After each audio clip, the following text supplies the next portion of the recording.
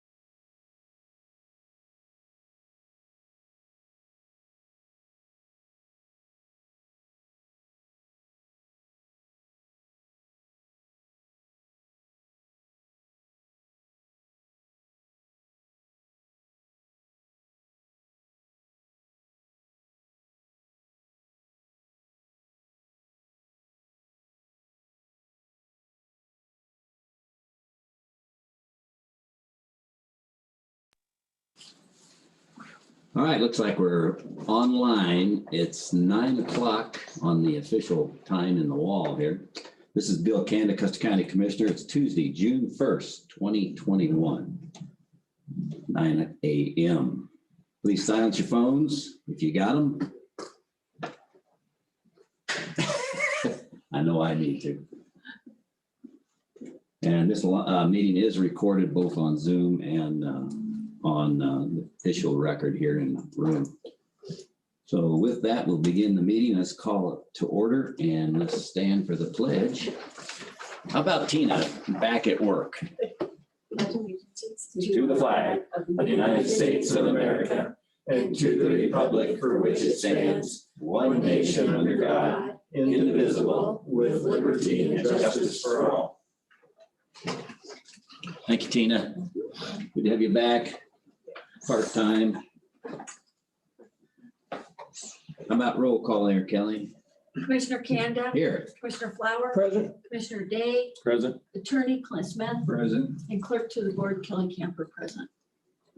Okay, good. Everybody. Audience introductions that are here right now. We'll start over here. Name, just say it loud and slow for her. Jared McLean, Veteran Service Officer. Gayla Day, Wetmore. Tina Jones, BOCC BOH Admin Assistant. Okay, thank you, Tina. All right, and then if anybody is online and we end up talking with, we'll ask them to introduce themselves as well. And so I would like to take this opportunity to welcome Jared. Thank you. First day at work, basically. Not really, but First board meeting, which is really hard. Yes, sir. I'm glad you're here. Welcome. Glad to be here. Thank you. And next, as amendments, if there are any, Tom, you got anything? None here. None here either, so no amendments. I don't believe we have any minutes either. No. We're sailing through it. We're gonna have to call early here, Tina, get ready. Okay. Commissioner items, and there shouldn't be too many as it was. We ended up at 6 o'clock on, what was it, Friday night or whenever it was, we ended up. It was a nice long meeting. Kevin, you got any items? Oh, just, I guess basically all what I did was a lot of family stuff. Our daughter and son-in-law came over from Newcastle. We came up to the parade, had a wedding. I would like to say, Jared, welcome to you as well. And I would like to thank you for your service. Thank you. Much appreciated. I'd like to thank you, and if anyone else is listening as well, for the service. And that gives us our freedom that we got today. And I greatly appreciate that. That's Get for now from That's the it. kingdom. All right, thank you. Tom. I have nothing to say. And I also would like to thank you. And I wasn't able to talk to anybody yesterday at the ceremony, but that was a nice ceremony, that veteran ceremony. Were you there? I did not make it to that. I was here for the parade on Saturday. On Saturday. I did not make it up. Didn't make it for the yesterday's thing. That was a very good, well put together thing. So just my 2 cents worth on yesterday. It was really nice. Okay, attorney items. I didn't have anything else other than that. I got nothing. Okay, and one thing I will say that if there's any confusion, the whole workshop for the, you got that posted for the polls, Frederick polls? All right, we're good. All right, Tina, you got anything else for us? No, sir, I don't. All right. Any public comment on anything that's bothering anybody to talk about in the future? Bring forward to us now. Wait, is there anybody online, Tina, Just other than internal. us? Just internal. Okay. Okay, no comments. We're ready for the landfill. You should be here. I thought you should be here. That, You know? Yeah. yeah, we've got a minute. Good.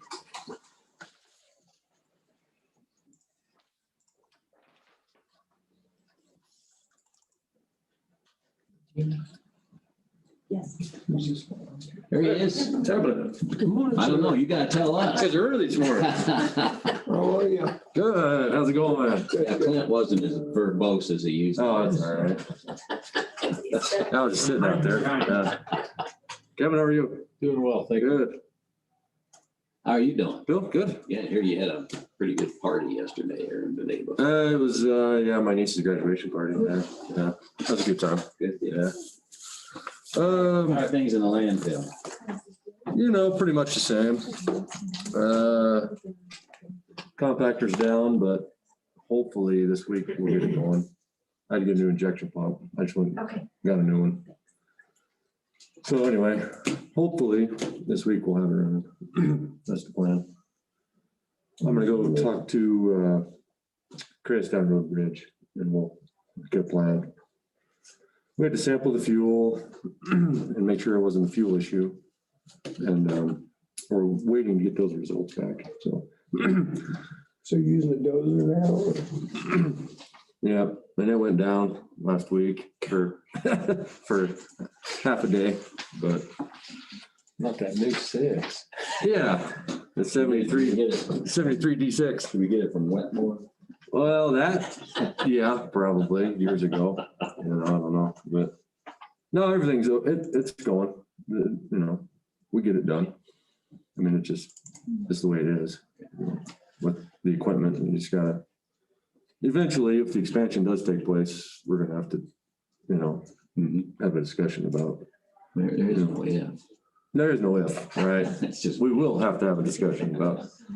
and that reminds me, did you, you're trying to set up a meeting with all of us just to discuss that so that we know Yeah, that we still want to grade out the shooting range and the shooting range. that is. I talked to Or are you Shannon. Wait, I talked to Shannon about that, and we're just gonna keep going forward with the expansion. should be. Yeah, and I told him, I said, I don't think the shooting range is gonna be an issue down there because it's gonna be years and years before we even get down there. We just. It's off the boundary line. No, not right now. I thought it was just above it. No, so that whole area, the entire property besides Road and Bridges pit is in the expansion. Fence line, okay. Yeah. So, I don't know, Yeah, it'll be years and years and years. years and years before we get down there. So, but as moving forward, that will be, it's included in the expansion. It would need it. That was the idea. The entire property is included in that, and so. But I don't think you'd build a dike up on the bottom end of it. You could leave a few hundred yards. Oh, yeah. Yeah. Be the plan and. Right. Able to be. Right. In the engineering, I mean, who knows what that's gonna even look like? I have no idea. True enough. I just told Shannon, I said, it's the state, who knows what they'll say? They may not say anything, I mean, right now it's not an issue. I just wanted to bring it to his attention that, That's fine. so. And I think, that's all the landfill's filling up, right? But that's all, all we can do is print out the totals and try to look at it as far as how much time do we think we have,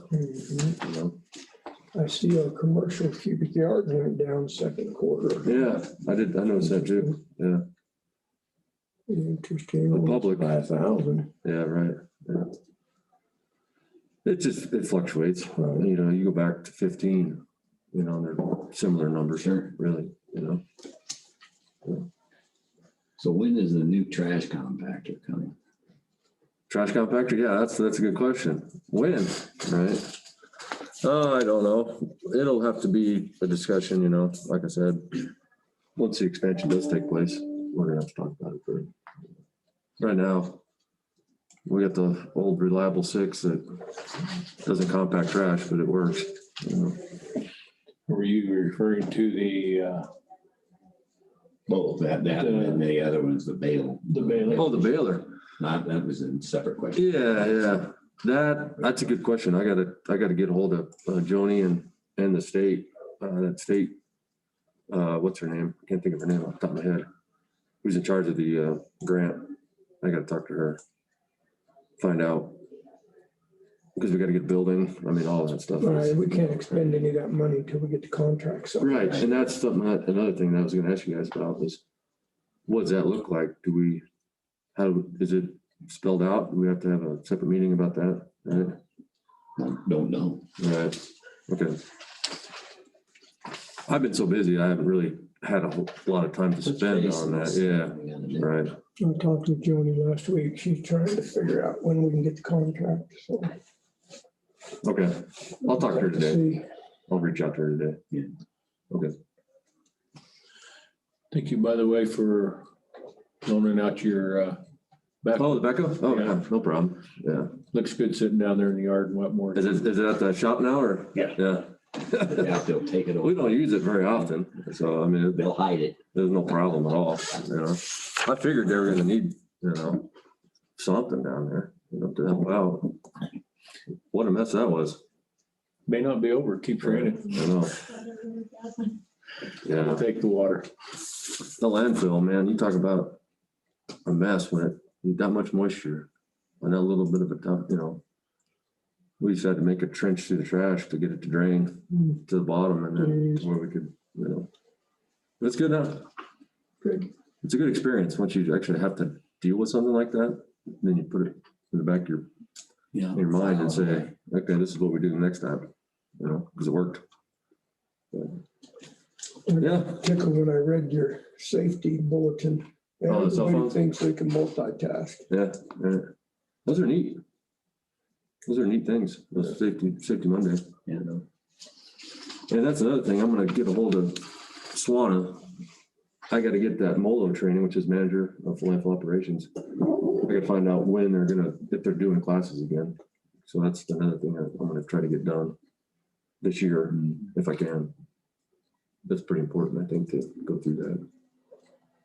So, Do it. Get it done. I'll budget it. I got, You're flush with trash. right. Thank you, sir. Yeah, that's all I got, unless you guys have anything for me. I mean, No. everything's pretty much normal out there, So, all right. Got through the weekend. Is there gonna be a big, are you open today? out there? Yep. So everybody will be bringing. Or it'll be busy today. Yeah, it'll be really busy. Great. All right, guys. Thank you. Thank you. Yep. Thank you, sir. Yeah. All right. Gary, you're here on time, early. Yeah. Yeah, I got a courtesy call. You got a whip. Yeah. Yeah. All right, how's it going? Oh, it's muddy. Really? Yeah. That's even getting worse, but at least they weren't gully washing rain. Yeah. No, I mean, it's a nice rain. I'm glad to get it. The roads are soaked up pretty good. Some of them are pretty muddy and some of them are pretty decent. So, It helps cut them a little bit. yeah, we're out blading this morning with 4 or 5 blades and nobody's needing water. So, to cut them. So, probably won't for a while. So, Very good. we're going to take one of the water trucks when I get down here and we're going to go flush a few culverts since we got water available. So, yeah, we hauled some road-based well naturals out of that Boyer pit last week on Gabbert, and then Ben Eaton, we had some of that poor material out of our pit that we put on some of those roads, and it never did get any better, so we covered it up with naturals. Didn't, the naturals, it isn't gonna, it's thick enough or heavy enough not to wash away. Yeah, it's got enough binder in it, it's packing in, and it's Is it? working really well. So, Some of them do, some of them don't. yeah.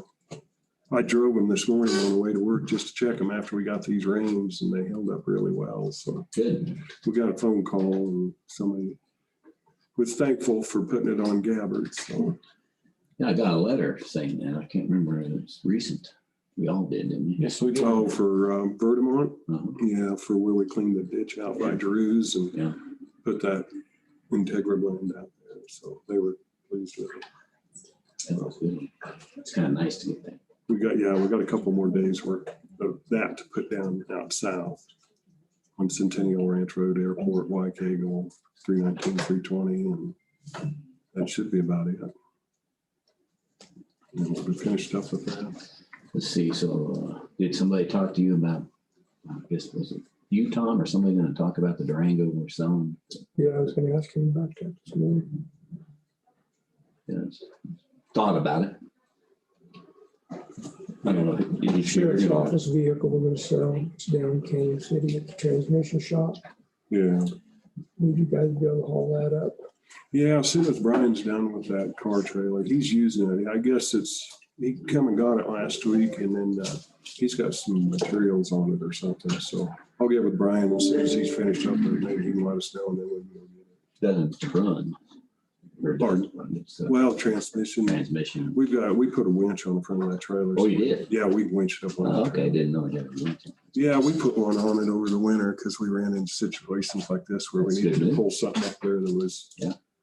dead in the water. So I didn't think you had it. Would you let me know when that gets back up here? mhm. We've got to put in a request for a bid out. Okay. So, Yeah, I can do that.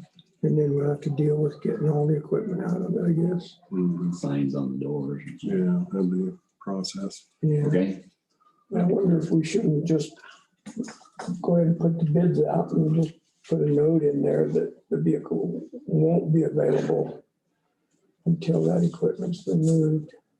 that'll be available to you.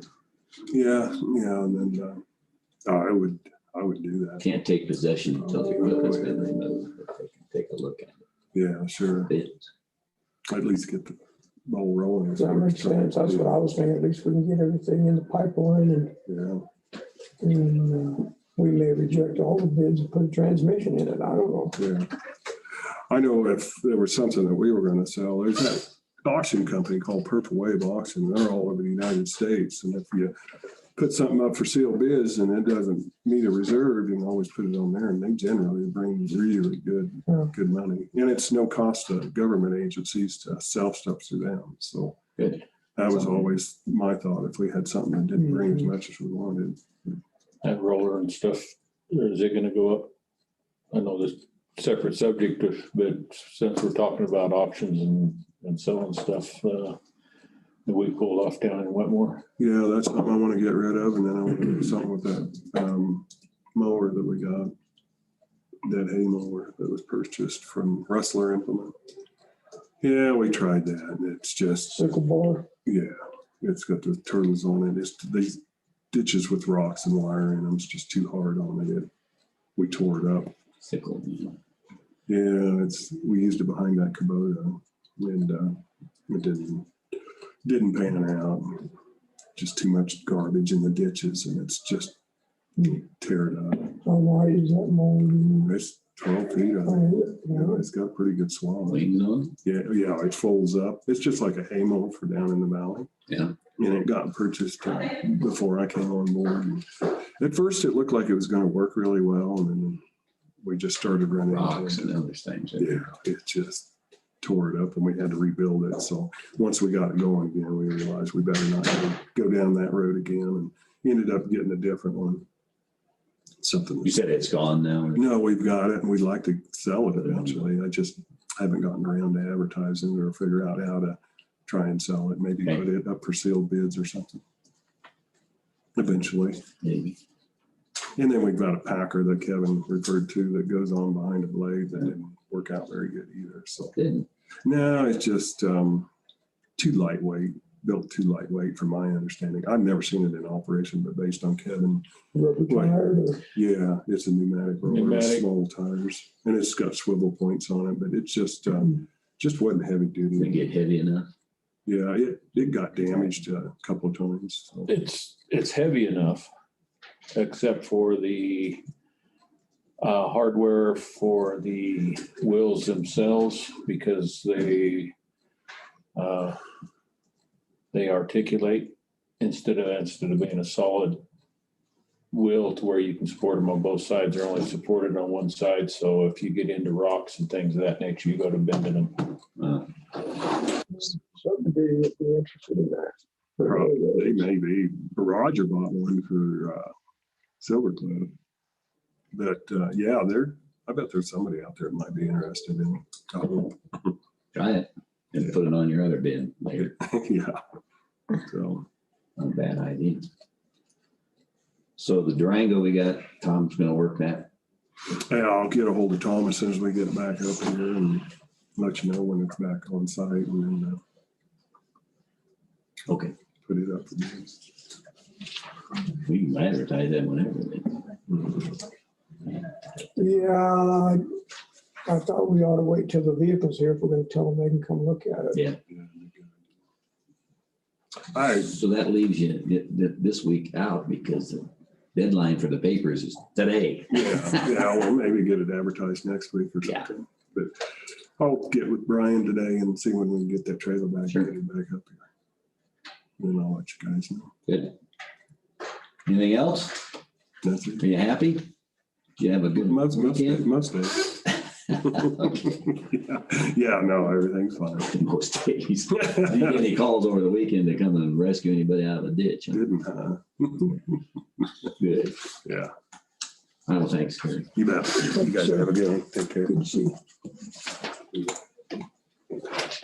Next out of the chute is good old Laura in the back. Come on up. Sign in, please. Yeah, Good old Laura shooting in the back. it would be okay too, you know. Some days it would be just dandy. Well, I hear you had a nice time yesterday or the day before. Yeah, we did. Yeah, we had a nice time except that. And then yesterday we were moving stuff and I parked my car by Warden Mulling's house because we were moving stuff and I couldn't get the key out of the ignition. Now, that in itself is kind of a pain, except if you don't pull it out, it continues to ding to let you know it's in there. And that's, And then it'll run my battery down. it didn't stop automatically. So we messed with it and messed with it and we finally got the key out. But now I need to You break the ignition switch. Nope. No, but there's a sensor that tells it it's in park and something's not working with that. So now I got to get it to a dealer or something. So now I'm afraid to drive my car because I'm afraid I'm going to have the same issue. No more holidays for you. Yeah, no, apparently I can't handle them. Okay. It's something always, there's always something going on, that's for sure. I'm sure there wasn't just tension on the steering wheel. I mean, my wife has had that. You know, All I have to do is just move the steering wheel. you know what? Everybody asked me, did you put it in park? No. I am not stupid. And not Yeah. that, but if you had the wheels twisted when you turned it off. Well, let me get this. Because you can drive it because the key's in there. So we went forward, we went backwards, we put it in park. And 3 people looked at it. And my son-in-law finally, after Googling it, found out there seems to be a known issue with it. Okay. And he was able to get the key out. And I'm like, I am not putting that back in until I'm driving it to the dealer or something. I exhausted my mechanical knowledge with that question. No, I'm surprised at that. Oh, And I knew that much. Take it to a dealer, it'll never happen again, you know. I said, okay, I could do this right now and drive it around and have it happen again and take it to the dealer and it's not going to do it. Just like when you go to the dock. Or it's like when I tell my husband the car's doing such and such and he gets in and it doesn't do it, that type of thing, you know? Because he's the car whisperer. No, it's just because that's how that happened, you know, and this is. All right. What do we have? I don't know. Okay. I'm still, because of all the switching that we were doing over in the finance office, I'm hoping to have a good report, then I can do the other report that I was doing for you guys, but I still don't have that. So I just have these little The ones. old one. Yes, because that one report that has more stuff on it, I still haven't been able to get something because they were still switching over. Yeah. But anyhow, so when I get it, we'll do it. You go through the training or whatever. I did. I missed the time clock thing, but Rhonda and Stacy did it. And so they're good on that. And they did that. Yeah. And Rhonda does it. Stacy's her backup. And I know just enough about it, you know, to know. So you have somebody helping Stacy now. Her name is what? Alexandria. Alexandria. Yes. She's pretty nice. Yeah. Yeah. Oh, yeah. Oh, yeah. That's working really well. So what we have here is the foods. This is the food benefit one, the first one. And it just shows that we had 261 households, $97,000. We're still $97,996. We're still doing full benefits to every household. Those will continue until the state tells us they will stop. Are these people that can't get jobs or people that No, a lot of these work? No, a lot of these people are people we have on already. It's just that their income can be supplemented by food benefits. Yeah. So, no, we've had a lot of them on. We've had some that were working, they're not working, now they're back on, but we're giving maximum benefits to these people. Okay. And there's no county dollars, it's all federal dollars. And then the old age pension program. Oh, thank you, sir. This is, it stands about the same. And then LEAP, we're winding down. They did extend the LEAP until the end of May. So, but we're almost done with this program. But this shows you how many applications we've had for the whole year. So how much has been spent. And there again, that's all federal dollars. And then our TFAB commodities boxes have been down. We were a little bit up more this year, last month. It was snowing, so we didn't have a whole lot, but we had more this month. So we'll see what happens next month. And then our Medicaid transportation, that's fully funded again. It just shows how many payments were made. And our community service block grant, we received a little bit of money. I didn't have any expenditures in April. So we'll see what goes on with that. Energy outreach, that it goes till September. That slowed down. Energy outreach has already sent me the paperwork to do the grant for next year, which is really ahead of time. But they've made it a lot easier this year, so that's nice. I have to have it in by June 30th, which is fine. But yeah, they're doing some different stuff too, and so they've condensed that and made it really, really easy this time. So I'm excited about that. I like easy, especially when it comes to grants. You never know. What I have here, anybody have any questions about that? I kind of just blew right through that. Can you just highlight quickly community service block grant, what that money is typically used for? Well, we use it for emergencies like utilities, pretty much utilities, rent. We do dental, and we do prescriptions, drugs, and I think that's about it. We used to do more, and they've cut back on that. There's only one request. In a month, yes. Odd. Well, sometimes we do okay, sometimes we don't. It's interesting. We see a lot more people apply. Sometimes in the wrong month, like in October, November, December, sometimes contractors aren't working as much, and then we have more people who can't pay their rent or whatever. Or go to the dentist. We have people who don't have dental coverage. Yeah. And so that can be an issue.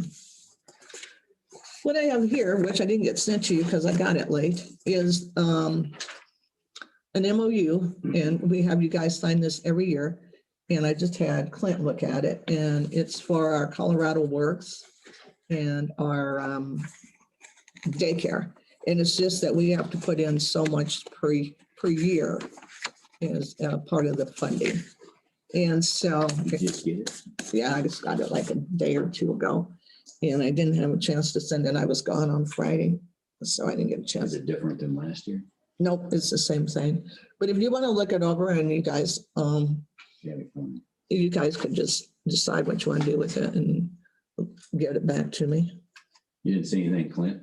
No, it's the same thing that you sign every year. Just saying that the county has to put in so much money and do this and do that. And I like the way it's worded, though. If there's any dispute, it goes to mediation. Paul says the mediator. That'll work. Yeah, so yes. If it comes down between the state and the county, who makes the decision?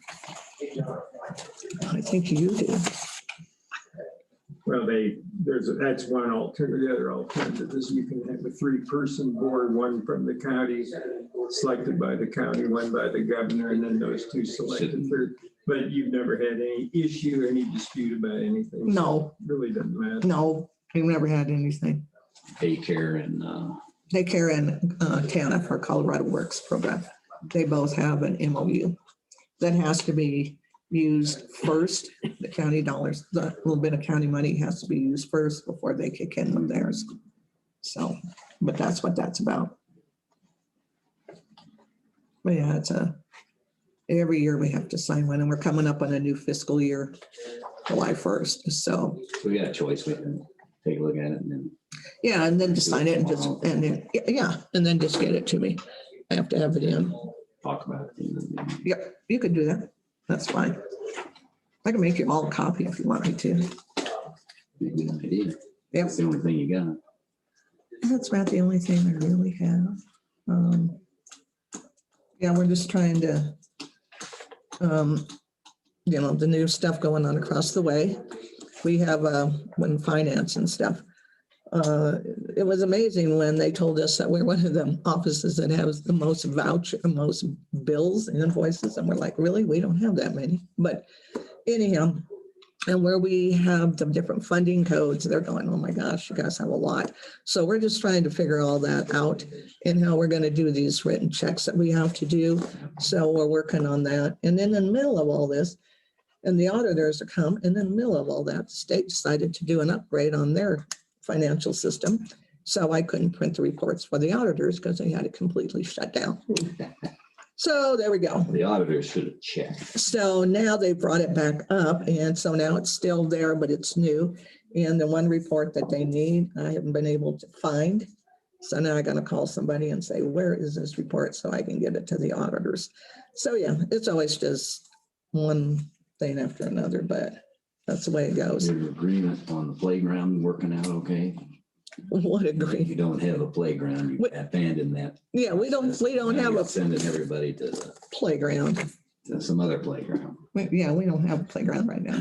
And right now, we're not doing any visitations right now. So that's just working just fine. So we're good. We're good on that. You're attached to this. Huh? Yeah, but I don't have it. I think it's like TANF is, I didn't see it in here. no, it doesn't say, but TANF is 28,000 and I can't remember what daycare is. I'd have to look.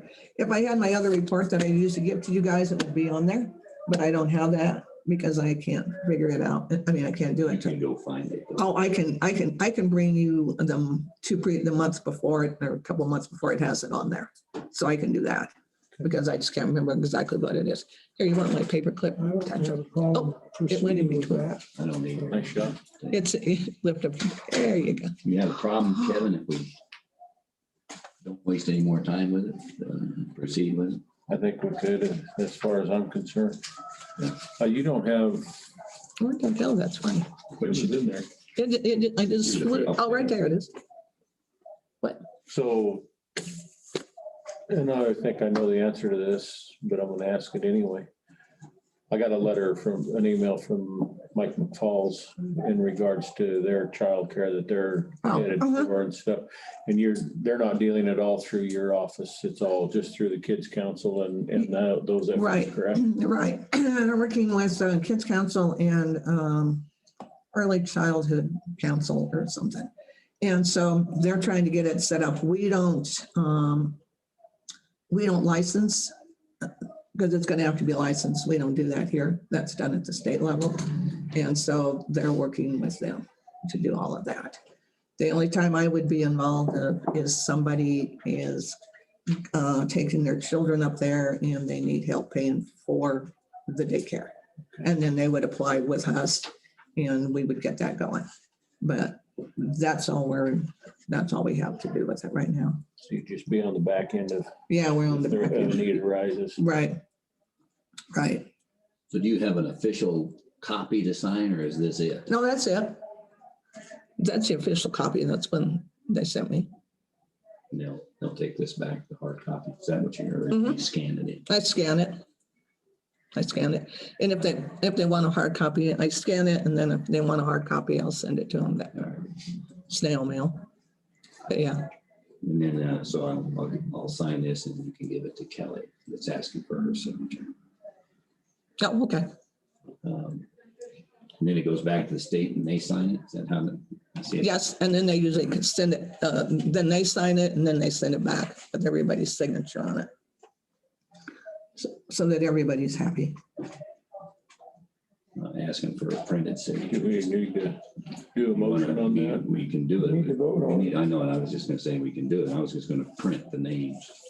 I don't, Oh, there's no spot to print them. yeah, see, I don't have any way to print anything, I so. think we're good. Is there any other discussion? I'll call for a vote on it then. All in favor of signing the memorandum of understanding for both daycare. I move that we sign the MOU for Colorado Works and childcare. Colorado Works in Child Second. Care. I'll second it. It's been moved and seconded to sign the MOU for the Colorado Works and child. Right? Right.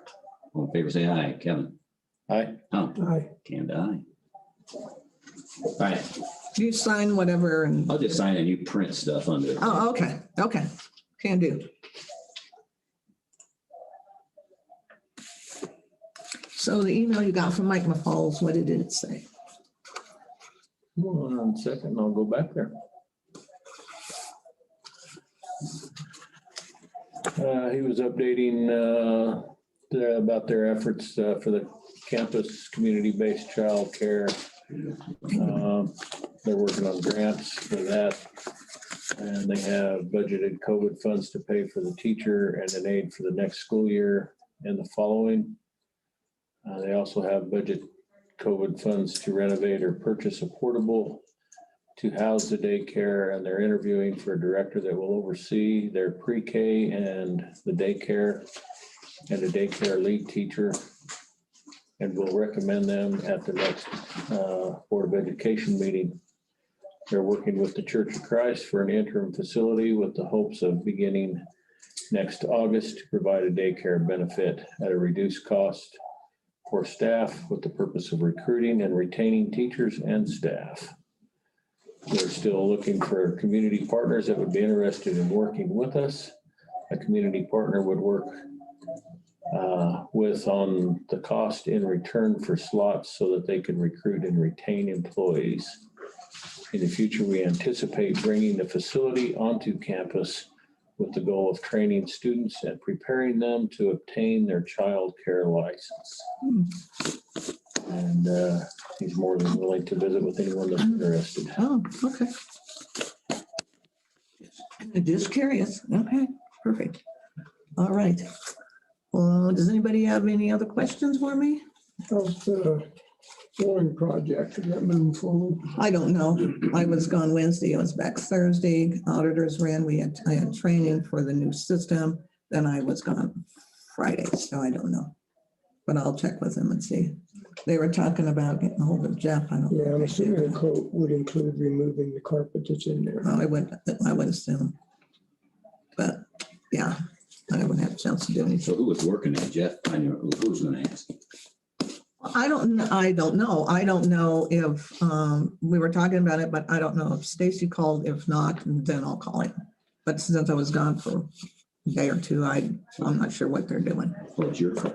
It's Mike. Well, it's not Mike. Okay.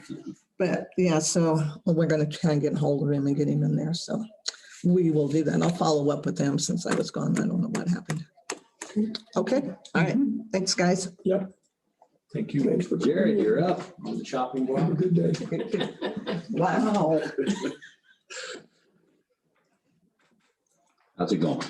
It's good.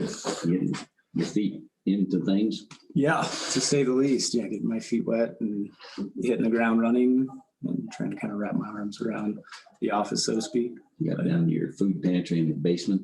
Oh yeah. There's a bunch of stuff down there. It's a little Working with creepy. Tracy on that. Yeah. Yep. I've met her and I think just about everybody else in town. So I've been shaking hands and kissing babies and Yeah. I did how you were running. I don't want to. Run. But yeah, it's good. Any questions? No, I mean, I guess. You know, this is just This is like a staff report. Okay. If there's anything you got on your mind or I guess just to help or whatever. catch you all up in terms of office hours.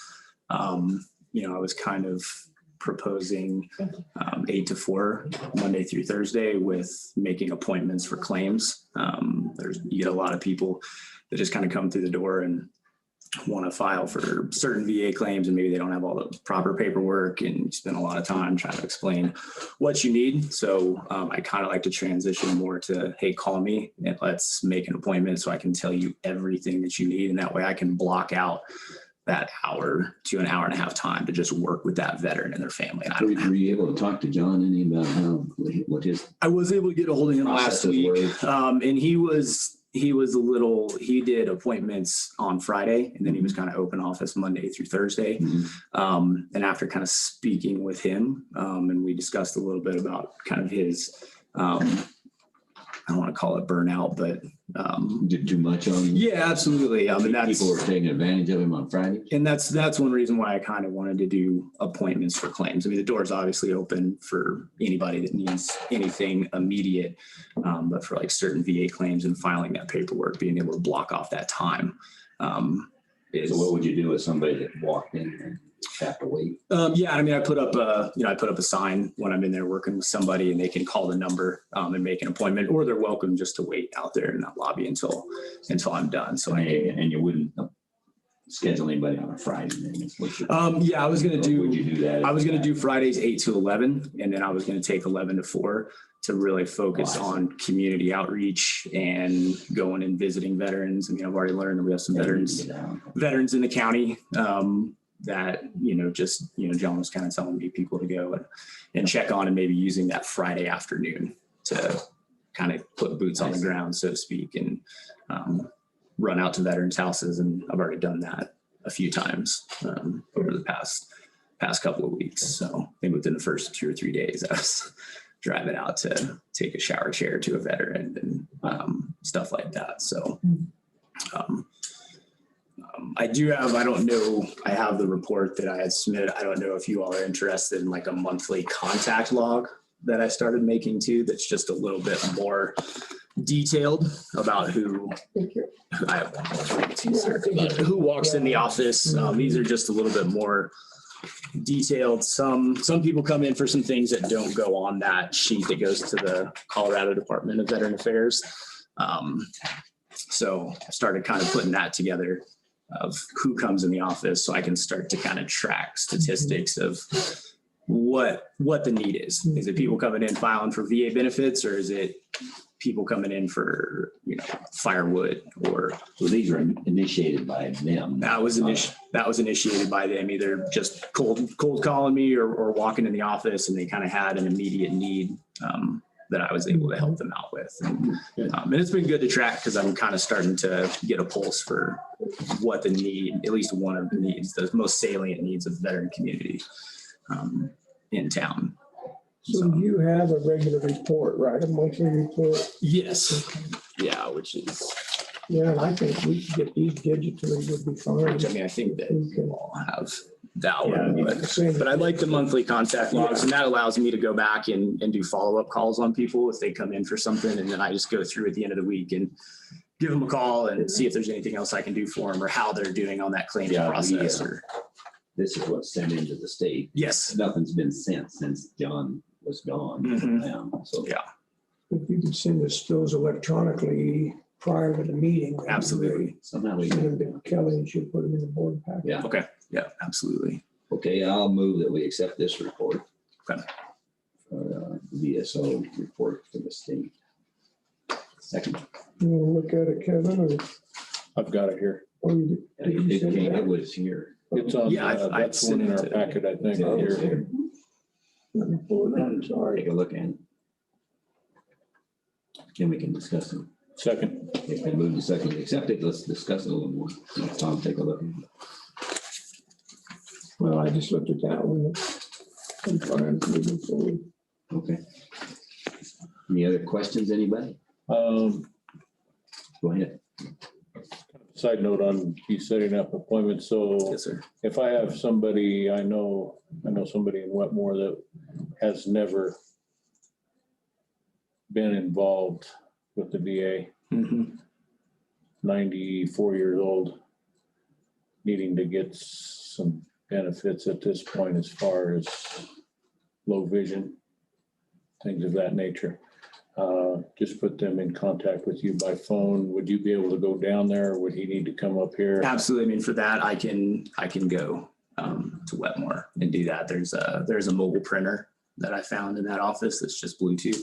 So I can just take a computer and log into the VA site, and I can print all the forms and do all the signatures Can't log in down Wetmore. on the site. Come into Okay. the third world. What about there? There is a library. At the community building, you could, and that would be. Which, I mean, that's what I That would would be a good place, because there is an office there Okay. that's available to you, as well as the library. or the And I was going to library. chat with you about that anyway. I kind of wanted to go down there and spend a day. And if there's anybody in that community that has questions, I could just be there for that day instead of making them drive all the way up here for that. But yeah, I can travel to do. So I think I would stuff.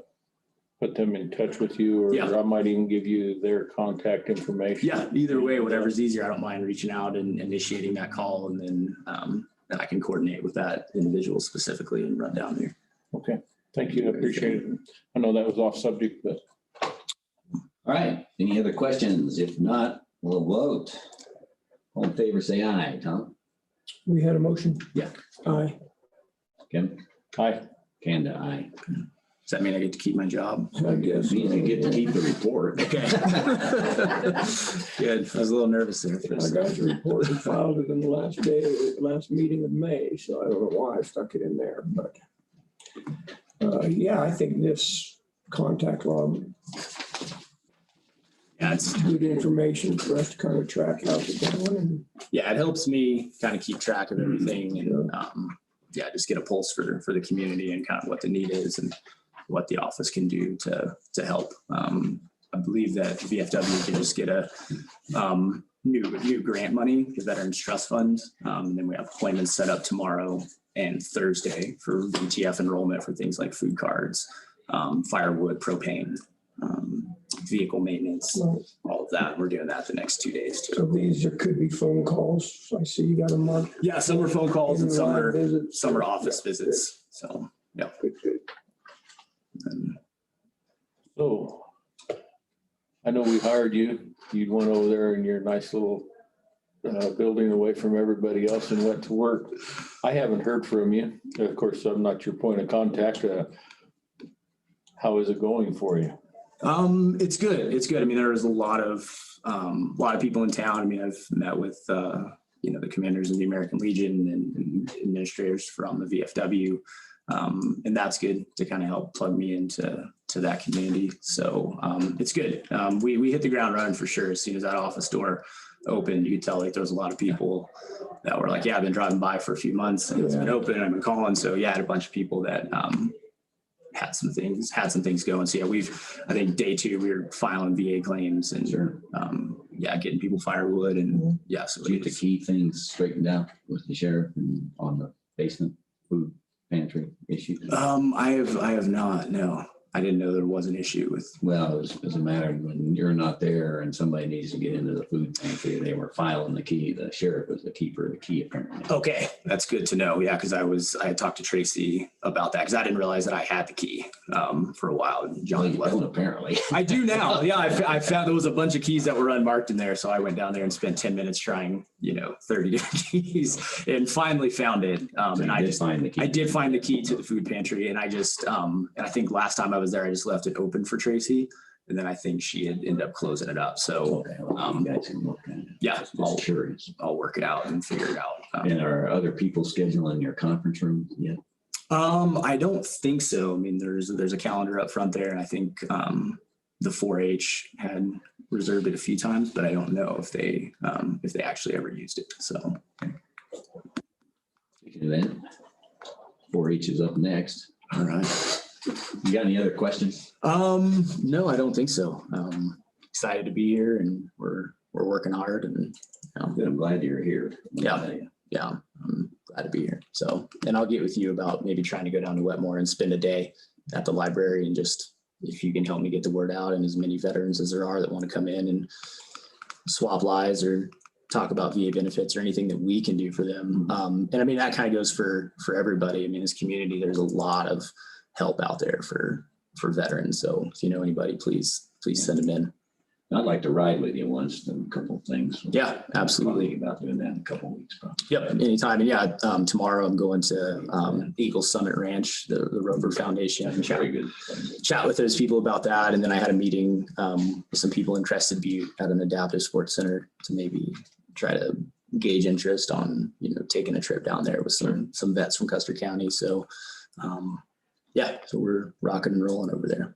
Feels a little lonely all by yourself over there. Feel a little disconnected. So feel free to stop by and ask in there. So, all right. Thanks a lot. Thank you. Welcome See you home. later. And I will try to get with you. If I don't get with you today, maybe tomorrow I can touch base with you. Absolutely, sir. Thank you. Have a good day. Guinevere. Hey. How's it going? Good. How about you? Well, I feel like something's always going on, so that's a good sign. Yeah. How are things? Good. Good. Did you have? I don't know if I have it printed up here. Find it. Did you send something? I did. I don't It have was it in- probably in that packet I sent on Friday. Sent one on Thursday. Let's see if it's in there. I can't remember when I got it. Did you send it Friday? Yeah. I think I sent a final packet on Friday with everything. On the 28th.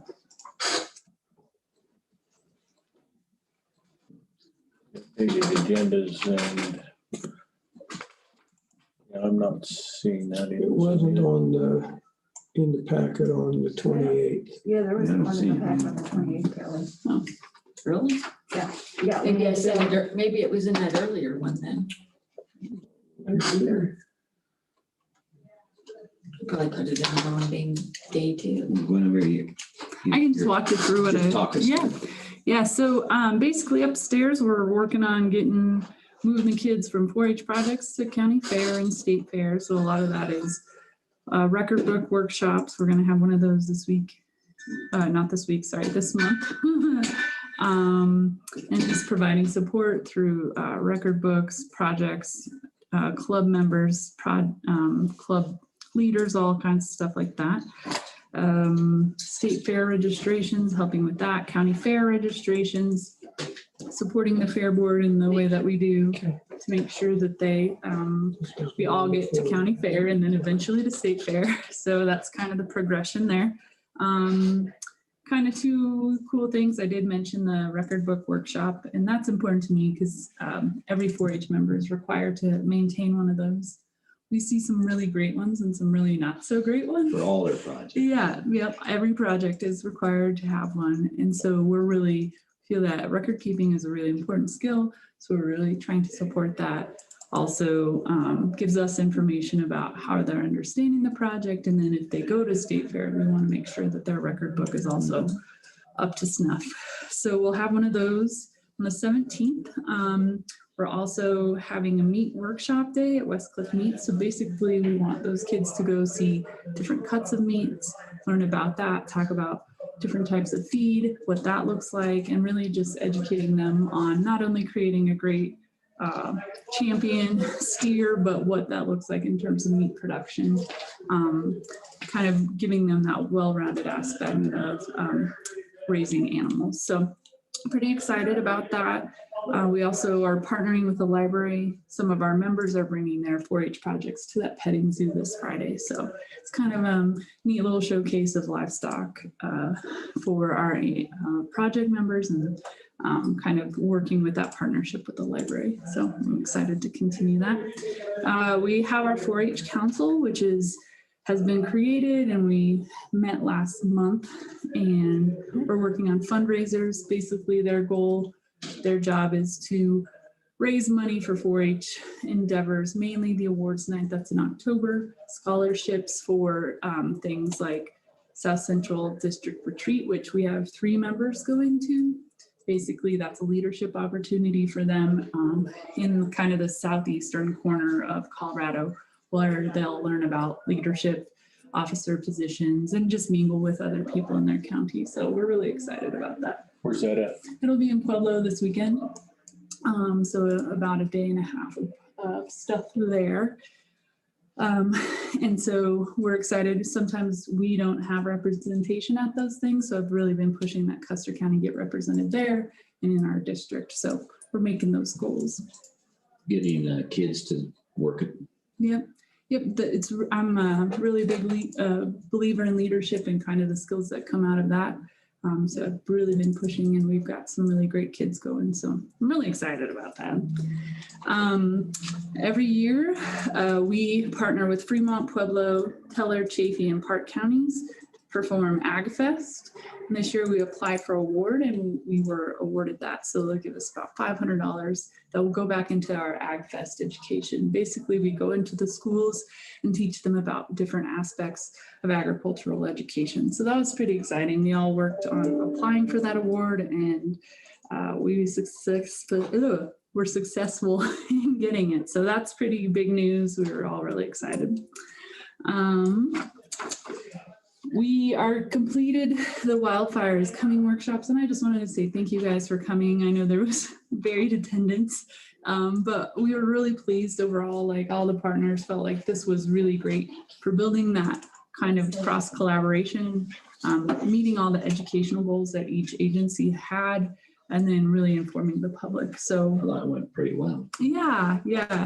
We didn't have a very good turnout in San Isabel, so Did you have any? we had 2. So, we learned a lot. How do we advertise in these various communities? What works? But basically, we had some reports and feedback that everybody was really stoked to have this education, from like how to mitigate to why it's important to do that and what is the response time of our emergency responders. So I'm just really psyched about the outcome of that and just building that kind of support with the partners. Yep.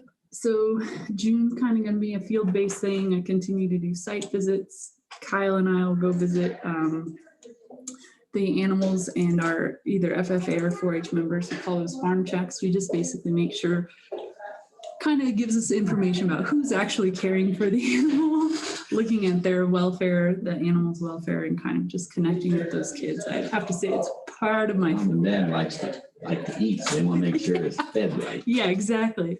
It's aside from site visits, this is probably my favorite time and thing to do is just go connect with those kids on a more personal basis. And so really looking forward to that.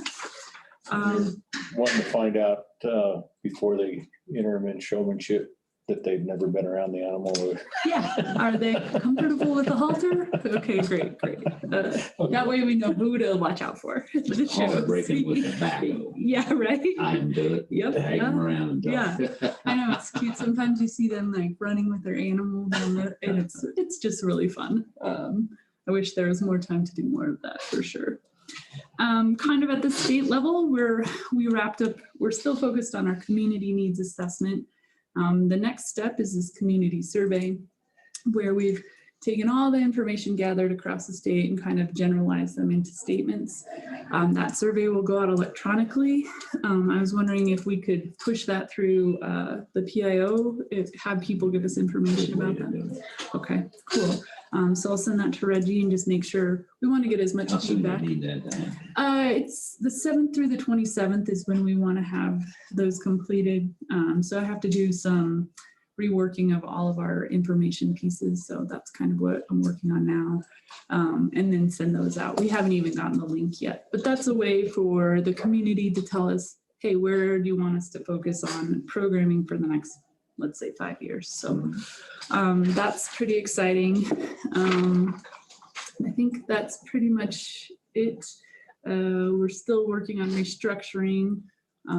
So we're not part of this big Eastern region. Now it's just Park, Teller, if Lake ever decides to participate, Chaffee and Fremont. So that's our, oh wait, I lied, El Paso, Pueblo, and the San Luis Valley. So that's part of our smaller region. We still have interim leadership there. So I'll let you know as soon as we hire somebody else. And that's pretty much it. So, yeah.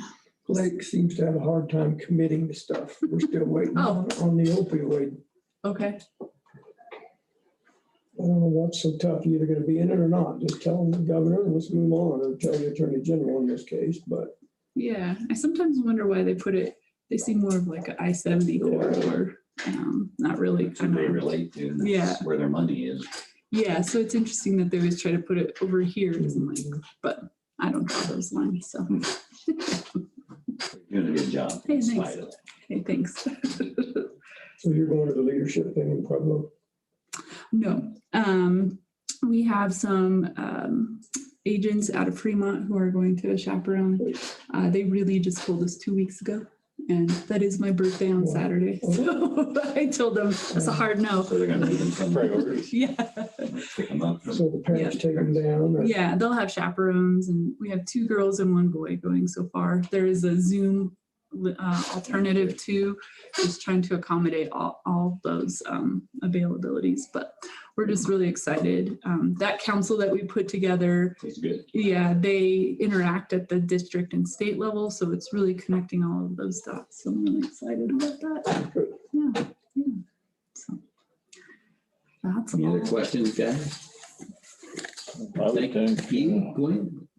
as far as her getting with Reggie, I think When we'll Reggie's we'll back. stay out of the middle and just let her go directly to Reggie, right? Get away with the middleman. Is that how we are using her position, is to push out things for county? Okay, just wanted to make sure that that was an acceptable use. But when we did the initial survey, we didn't get much response. So I'm hoping connecting with her and Get her some, resources. tidbits, the factoids out. Mm. What's happening. Yeah, that's a good All the suggestion. offices. Yeah. Thank you, gentlemen. Thank you You very got much. kiddo, thanks. Yeah. Coming down, appreciate it. Have a good day. All right, Jackie does not have a report today. So we're done with She's those. got one. She's just not gonna be here. She's not going to be here in person. So, yeah, there is a report. She didn't have it to present. And then we had her at the link the other day. So any comments on her report that she has? Just about take last year's and double it almost. Yeah. Through there, it looks like. Certainly the septic and dwelling permits. Go hand in hand. Busy.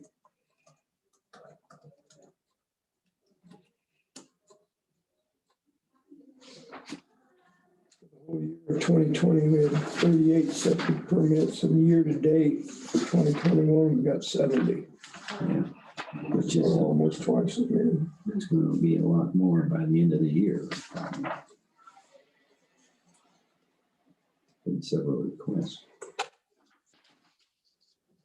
And then we talked about these last meeting, seeing what the results are though. And Determined. it's about double on fees too. I mean, income. Up year to date.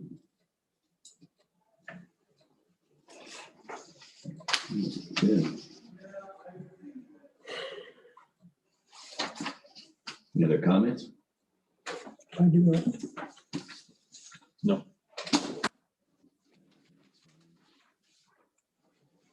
All right, that concludes the staff reports. Unfinished business, anything? No, sir. Good. No. Can and none. So we can move on with the other 2 items, or take a break if you had the desire. I'm just I'm asking. good. Okay, I'll be okay for a little bit. you sure? Okay. Look, you hesitate. I don't think either one of these is gonna take long. No, they won't. All right, let's move on then. New business. New business will allow that are going to be voted on. We will have public comment on at the time. And we've got two items: consideration of a constitutional preservation county resolution that was submitted, and consideration of public health agency EPR contract. So the first order is the constitutional preservation county resolution. Clint, you read that, right? I looked at it just now. Just got it. Yeah, you just Didn't know saw it. anything about it other than that. Yeah, that was, Who'd this come from? Oh, from you. Okay. okay, so you brought it in. Yeah. Okay. All right, so let's hear a little bit, introduce that, and then we'll decide how we're gonna handle Okay, you want me to it. say If you like, or you're sitting there, just speak Either up. one. You're fine there. Wherever you're most comfortable. That's at home in the recliner, right? Yeah, could be. Okay, state your name and loud enough so she can hear it back there. Name is James Gilbert, citizen of rural Custer County. Taking a page from Mr. Bryson, who proposed resolution 2105, I think it is. And also inspiration from Ronald Reagan, who said the right to vote is the crown jewel of American liberties, and we will not see its luster diminished. I put together a resolution to address the preservation of the right to vote. So what happened last election? We had 154 million people turn out to vote in the middle of a pandemic, and both candidates for president received more votes than any single candidate in history. That's a historic election. Mhm.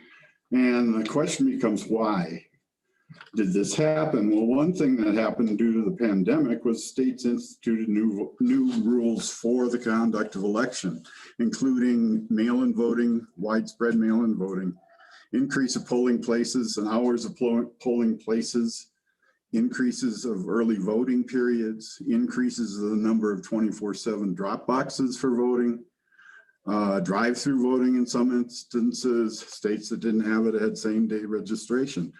And as a result of all of that, we not only had a record turnout, but we had the most secure election in the country's history, with no evidence of widespread breaches of security or fraud, no evidence of voter fraud as determined by the Department of Justice. Numerous recounts occurred without any evidence. So what happened after all of that?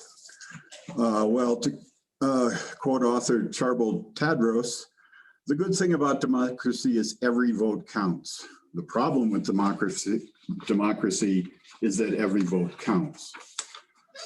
As of May 14th, 14 states have enacted 22 new restrictive laws to suppress the vote.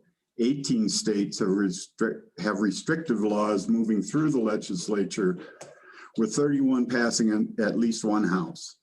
And there's been over at least 389 restrictive laws introduced in 48 states. The good news is there's actually more expansive laws being proposed across the country. What are some of the examples of the restrictions? In Florida, drop boxes are now only available during early voting hours, not 24/7. So what's the point of it having drop boxes? And in Florida, requests for absentee ballots are only good for the next election. You must request each time. And Florida makes it a crime for anyone other than a qualified designee to deliver mail-in votes to a drop box. Georgia, one drop box per 100,000 voters, or one EV early voting center, whichever number is smaller. Absentee ballots require an ID without any signature verification. And the state election board is appointed by the majority of the legislature, which is kind of like putting the video review of football plays in the hands of the home team. Iowa reduces the early voting period, closes polls early, has only one drop box per county, and reduces the time required for employers to allow employees to vote. And they purge voters every year and inactivate voters after one election of not voting. To quote Stacey Abrams, no other right guaranteed by our Constitution permits the loss of the right for failure to use it. For instance, I don't lose my Second Amendment right if I choose not to go hunting, and I still have the freedom of religion if I skip church now and then. Okay, let's see. So, all these actions are making voting more difficult, and it suppresses the vote of workers, elderly, young, and voters of color. And the goal of democracy should be maximum participation of the citizenry, and our system has proven to be solid, and the justification for these restrictions is just not there. Why are they doing them? The governor of Iowa said to protect the integrity of elections, but there isn't a problem with the integrity of elections. The most stated reasons are to protect security, prevent fraud, and restore voter confidence in elections. But elections are secure, there is no fraud, and voter confidence has been eroded by claims to the contrary. For example, 50,000 dead people voting in Georgia, not true. A truckload of ballots from, over there in Asia somewhere, South Asia, dumped in Arizona, not true, no bamboo found. Voting machines from companies are linked to dead Venezuelans programmed to switch votes for president. That claim has resulted in 2 lawsuits, each in excess of $1 billion. And one of the plaintiff's defense is, no one should have believed me when I was saying that. These falsehoods have led ultimately to the stop the steal mantra, leading to the insurrection to stop certification of the Electoral College on January 6th, despite all 50 state governments certifying their electors. And 147 members of Congress voted against certification, which is complete nonsense. People often believe what people in positions of authority tell them, whether it is true or not. So it is time for you as commissioners, as people in positions of authority in Custer County, to stand up for the Constitution and the right to vote, to stand against efforts to restrict and suppress the right to vote that are currently underway in our country. Custer County is a constitutional preservation county. We as patriotic citizens of Custer County, Colorado, and the United States are champions of the right to vote for all citizens in a process that maximizes participation of all citizens in their power, which is voting. And to that end, I propose the resolution that hopefully you have in front of you. Yep, thank you for bringing that and clarifying what you got in mind. Thanks. I got a quick question. The Constitution actually says the states have the authority or charge to come up with how to vote. Right, and the 14th, 15th, 19th, 24th, and 26th amendments have all been put in place because the states aren't doing their job correctly. Maybe so. Point is, tell me the restrictions Colorado has, because I don't care what Florida did. I don't think Colorado has passed any restrictions per se that I know of. And I don't think they're listed in the information I have. So Colorado is not doing this. And comment, Tom?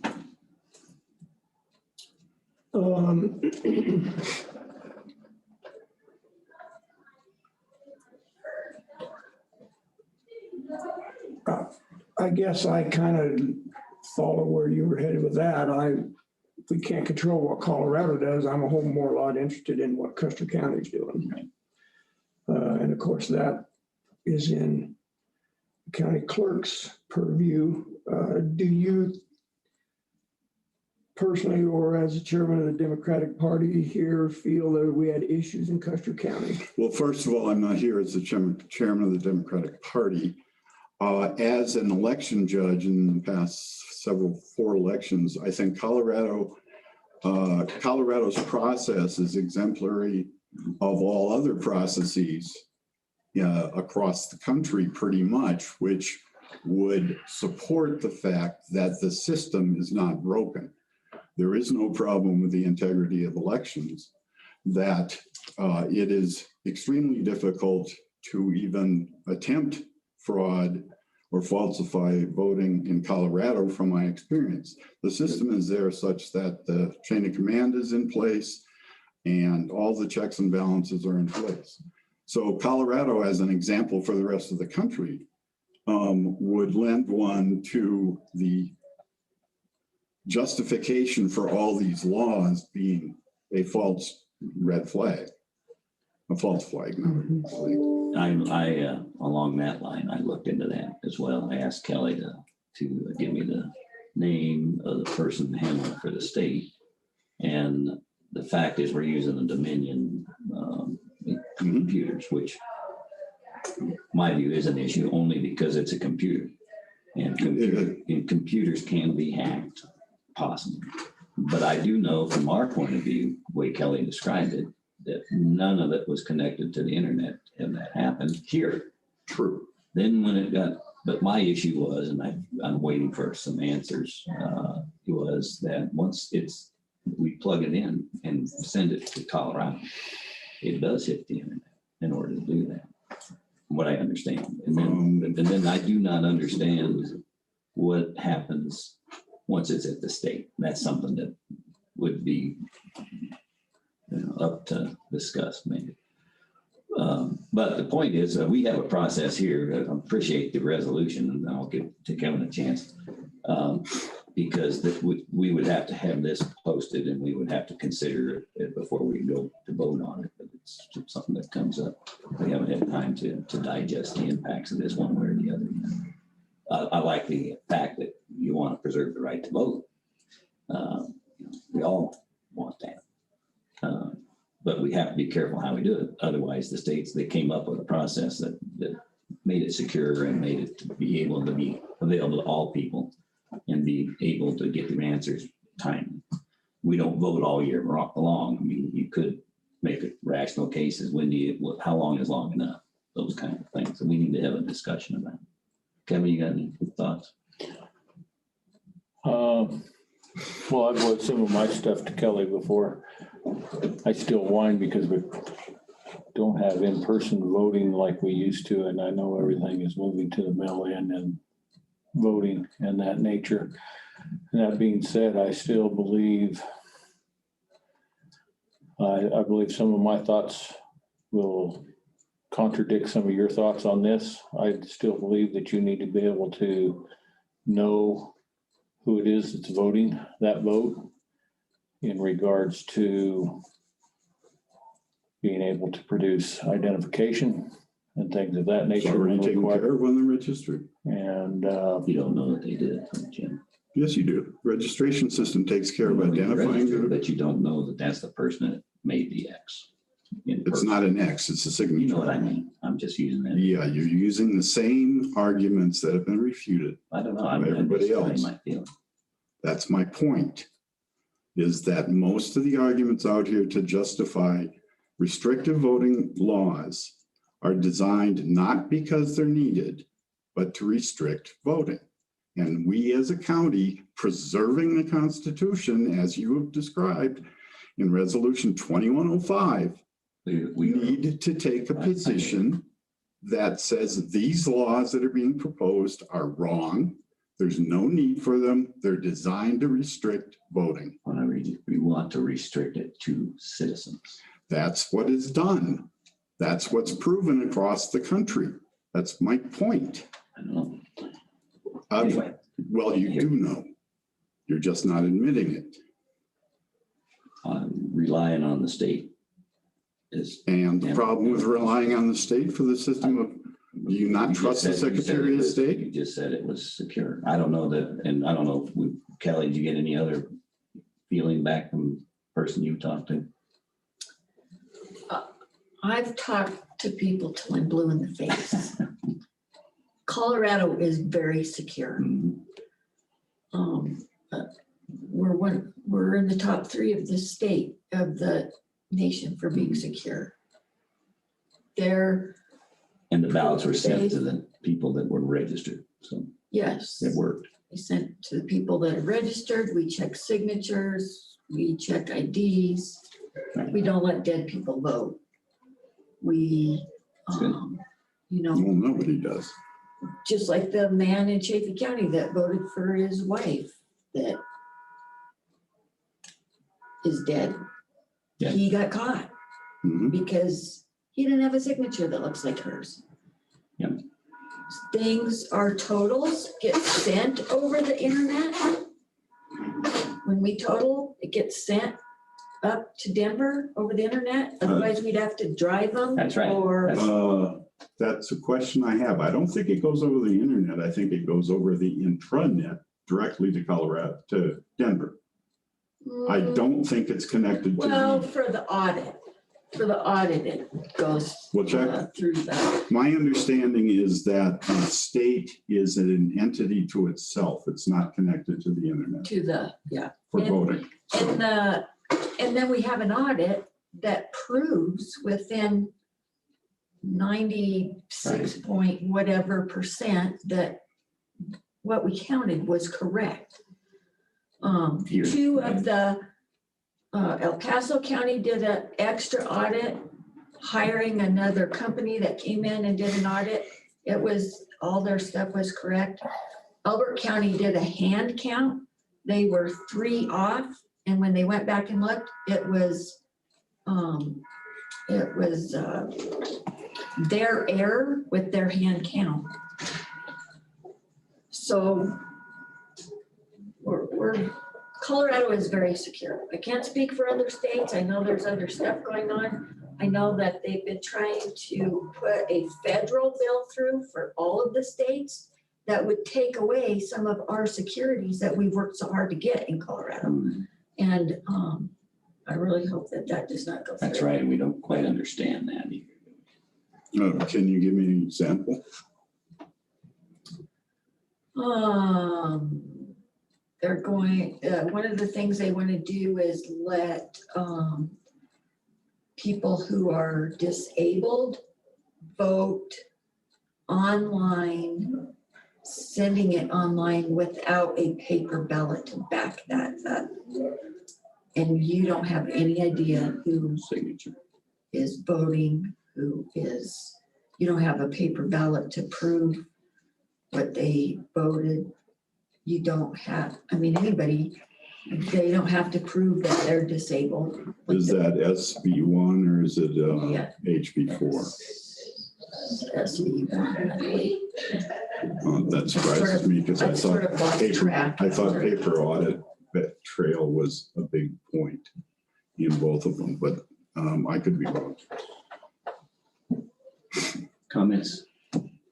Well, I wonder if there's anything in here we would take exception to. I guess that's the Well, big that's the question. thing. That's why we'd want to take a look and then have it open for people to discuss and certainly consider. Because there's nobody going to argue with the right to vote.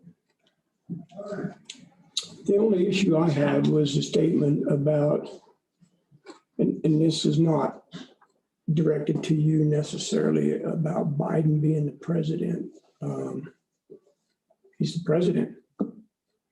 Well, I put that on there and I don't care if it stays or not, because as leaders of the county, a statement from the leadership of the county stating that fact would help to restore confidence in the voting system among the citizens of the county. See, and what Tom's bringing up is even the last part of what you got, undermine voter confidence, election integrity, against attempts to do that. I don't know I don't know if that clouds the issue, because really the issue is ensure the ability for citizens to vote, period. Well, Why do you need undermining confidence in the system By what? deters people from voting. But see, malfeasance, attempting, affecting results, that kind of thing. It just seems like a mix of apples and oranges, Jim. You really want a preservation resolution that says we believe in the constitutional right to vote for all citizens. The state has a process, and then that is something that it can always be. Can always be an attempt to defraud it. I mean, that happens everywhere on any issue, but all you can do is stand tall on what you're really after, and that's the ability for all citizens to vote. Right. And the opposition to all attempts to inhibit that, just like you did for the preservation of the First and the Second Amendments in Resolution 2105. You did the same thing. It was. You're opposing laws which yes. are addressed. That's true. Against the right to bear arms, right, and not going to enforce them. I'm just saying do the same thing for the right to vote. But I think that was a simpler, we made a simpler statement. You made 3 bullets here out of it. The simple statement is we do exactly what you just said. We don't want to infringe on the right to vote. And you oppose the laws that are being proposed to do that. That's right. Okay, so if I take out a bit about attempting to undermine voter confidence, which is a direct way of inhibiting the right to vote. Well, maybe, but I don't. That's taken what everybody's trying to make something out of right now. The fact is, we don't want anything to infringe on the right. Okay, so it sounds like what you would prefer is this with the single bullet point that we oppose any laws proposed by any state or the federal government that is directed either by design or de facto to restrict or suppress the right to vote.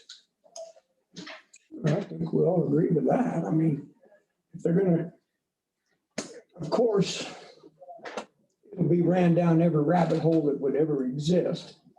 If I tell you you can't eat your lunch while you're voting, then now I'm guilty of trying to suppress you to vote. Right? Exactly. Or you can't bring in a soda and sit down at your voting machine, so I'm trying to suppress your right to vote. I say that is absolutely not correct. There may be reasons those kind of rules are in place. It has to be some common sense, right? Right. So you make a general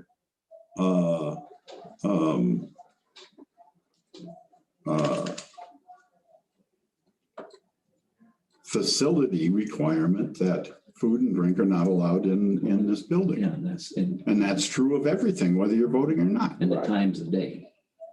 You're going to have it open 24 hours a day so you can come in and vote, or you're going to restrict the times. That was the whole reason they came up with Tuesday, to have everybody vote, because if you cared about the country, you did it.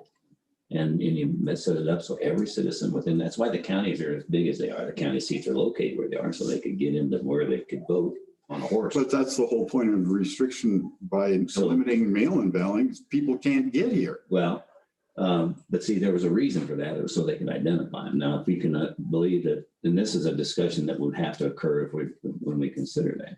If you believe that the process to validate a person is all you need is to send to an address that's registered, then that might be all that would be necessary. But I'm hearing also states that are trying to allow mail-in ballots to those that aren't even registered. It's everybody that has an address. That's not anything I've heard.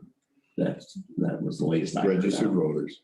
Okay. Send to any address, and if it comes back on, I mean, we have a process that weeds out everything. It's good here. And that's true in a lot of other states. Now, the issue of hours, I mean, in a polling place, sure, you have to staff them, but why would you close the drop box to restricted hours? That makes no sense. The purpose of a drop box is off hours. I don't know, as long as they're putting ballots in that are to registered voters. Well, of course. What else are they? I don't know. That was part of the issues. That all the ballots are to registered voters. That's the point. Well, yes, it is. Yeah, that is the point, and that is what has been shown But in you the would- last you would election. restrict the use of that box to certain times. Why? For the same reason you have a deadline on the back of the vote. You don't vote year round. You do it from the first of the month to the end of the month. Right, but why That's can't still a you drop restriction, is what I'm off, saying. why can't you drop off a ballot into a secure box at any time? That's the No, no. point. I'm But talking drop about after the voting process is concluded. It's Oh, gotta no, of stop. course It's not. gotta No, no, start no, at a no, certain no, time. it's- That's all I'm saying. No, the drop box closes at the end of the polling day. Of course it And does, it but opens on a certain date. yeah, but in between, it's open all the time. Yeah, I understand. But the laws in some states are saying, no, it's not. It's only open during the But hours. that's of the still a office. restriction on the process. There is a process that restricts times when you can vote and restricts, like Tom said, you're not. But my point is that. We gotta be careful how we word it, otherwise we're opening it up for the question, what do we really mean? So it would be That makes according some to, sense. yes, it does, according to the laws of the state of Colorado, you'd have to include some window here. It's not stated, you see what I'm saying? No, I don't. I don't You're saying understand. we don't want anything to restrict it. And in fact, it does. The state has a process to restrict the times that you vote from the first of the month to the end of the No, month. that doesn't restrict Whatever it the is. right to vote. That's right. That restricts, But you're The saying time any of voting. restrictions, that restricts the right to vote restrict the right to vote on any demographic vote, on any They wanna vote. demographic group. as long as they understand there's processes that do there are restricted processes on when you can vote. I don't, But you're not making any If sense I at all. may, go ahead, Ken. I think you guys are talking two different things here. I think you're talking, He's talking process, I'm talking right. That I may- believe that you guys are talking two different things. Sorry, I didn't mean to interrupt. I believe that you are talking hours in the day, and I believe you are talking days in the month. So we're not having a valid conversation here. Right. And that being said, as written, I don't believe I can support this. That's what I will say. I will ask you then if I come back with it and it is written such that Custer County as a constitutional preservation county supports the right of all citizens over the age of 18 to vote and does not support the efforts of states to enact restrictive and suppressive, either by direction or by design or de facto laws to restrict or suppress the right to vote. I think that's better, Jim. Well, I'm Yes, asking I'm Kevin not- if you'd support that. I can support a statement that we will not support anything that will restrict that person's right to vote. Some of the other bullet points, it leaves it way too open for Well, interpretation. And maybe it's a I- duly registered. I put it down to the single bullet about restricting the right to vote Yes, Sure. or suppressing the right to vote and opposing any laws by any states or the federal government that do that. Yeah, All I'm doing is the same thing you did for the first and You second. made a point. You don't have to keep hammering that. we, But you did, just a second, because you made a statement, that any person over the age of 18. And then that's the far end that is registered and proven to be a citizen already, meaning a registered citizen. No. Any citizen over the age of 18, that's who gets to That vote. is eligible to Period. vote. It has to be, you said the only ones that can vote are registered and verified by a signature. So when we're stating it. it's not- Constitutionally, Yeah, any citizen over the age of 18 should has be, the right to vote. yes, has the right. Period. Yes. whether they choose to get registered to Yes. vote or not is their That's choice. but they That- have all to of be that stuff registered is to vote, different. Jim, Right. because you may. No, that's the act of voting. I'm talking about the right to vote. Okay, Okay? all right. Yeah, I don't think any of us argue about US citizens have the right to vote of age. Well, that's It's all what the the other crap Constitution that's says. gotten They've got to thrown into prove that this. they're. Right, which is designed, I mean, the Texas law, the guy proposing the Texas law used a phrase from the history of Texas voter suppression because he said it's designed to ensure the purity of the election, which was said when they excluded Black Texans from voting. That's why they did it. And, you know, I mean, so it's obvious what's happening. And all I'm saying is Custer County as a constitutional preservation society is against all this effort. Preservation. Yeah, I guess I come down to, and this is probably a little ignorant, I can't control a damn thing Texas does. If Colorado No, is but you trying can this oppose stuff, it. then we should be all wound up. But you can oppose it. If it violates the Constitution, then yes, we should probably oppose it. I'm a whole lot more interested in Colorado. Everybody wants to make a big deal about all these other states on a federal level. So why did you then do resolution 2105 for the first and second, which is the same argument? It's the same thing. Yeah, it really is the same argument. Yeah, so, I mean, let's just keep consistent. I'll rewrite this and then let you do your business about it. And Yeah. Yeah. whatever you want I to do mean, with that. we'd be legal to vote on it today if we wanted to. I think Chairman Candace said something about we got to have citizens input. Well, in my book, we don't have to. It's on the agenda. It was posted. If that's what we want to do, I think we're well within the rights I of don't this think, board to do that. On a resolution though, Tom, I don't, when we had the others proposed, we sent them back to the drawing board and said, get it clarified, like we've been discussing it. That was our And choice. get it so that the people could understand it and get them back in here to just get input. Right now, We have every right to vote on this today if that's. sure, if we what wanted do. to, I'm just asking, we certainly can. I agree. I'm I not think ready if to you could vote tweak it a on little it bit, it'd be a little this more way. palatable, but That's a good word. yeah. So I have a couple questions. Mhm. Kelly, does the state of Colorado send out unsolicited ballots for mail-in ballots? Or do they have to request a ballot? No, they send them out to every active registered voter, which to me is not unsolicited because you registered to vote, you want to vote, and you have the opportunity to not use that paper ballot and come in and vote. I know, and I apologize for making an assumption about how you were appearing today. That was probably not a fair statement on my part. Oh, I'm sorry. well, I tried to say that up front. Okay.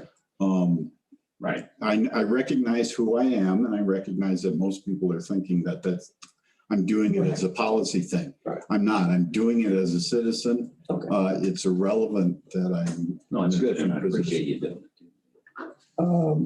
Yeah, for example, I think it was the third bullet point, attempting to overturn the will of the people by refusing to accept the duly certified results from the several states. That's in the Constitution. I don't know what several states are. I don't know what that means. You know, it means however many states there are in the union, that's the phrase that's Okay, used. all right. But attempting to overturn is, I think you were looking at, all these elections have always had somebody objecting and wanting to get the certification. Not By, at the federal level. Yeah, they did. Not all of them. With Gore did, and other people, states behind him. But not wanted to all make of sure them. the election was certified, and they wanted to look at that and sort of get comfortable with doing it, and they have the right to vote against it. Yeah, I'm not saying they don't have the right, but it's in the Constitution that they do. That we are, by refusing to accept duly certified results. Just because it was duly certified doesn't mean that they believed it was correct, that's all, by the process. So that's one of the. Well, my point is that if Anyway. the state certified it, the federal government or the representatives of other states, unless they have irrefutable evidence that this is But how do true you know unless you object, Jim? This is a broad. because you investigated first. Well, That's the whole right. point. It was the 6th of January that they did that. They had from the 3rd to the 6th to investigate it. All those investigations, including 60 lawsuits or over 60 lawsuits, refuted that, including the Justice Department. So they have no business. The process itself calls for a vote at some point to certify. Correct. And people voted for and against it. That Right. is okay. They can do that. They can do it, but they need to have a good reason to do it. And they had no Jim, I'm good not reason. arguing that.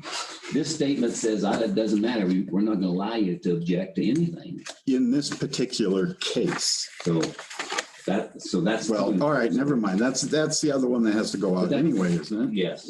Okay, well, I lost my page 2. It's James. You go by James, correct? Yeah, because I'm an old fart and Jim and Jimmy is a young fart. So, So, Sorry. Mr. James, I have a question for you. Uh-huh. So philosophically, mhm. Tied to the Constitution or not, do we as a society have a responsibility to enable people to vote? Or is the responsibility to vote that burden placed on the individual? Philosophically, the choice to exercise your right to vote is up to the individual. The ability to do it is up to society. Okay, so if you were in a wheelchair, Mhm. we should make accommodations to that. To get into the So you voting can booths, get in to and get vote. into the Right. space. If you are a person of color, are we obligated to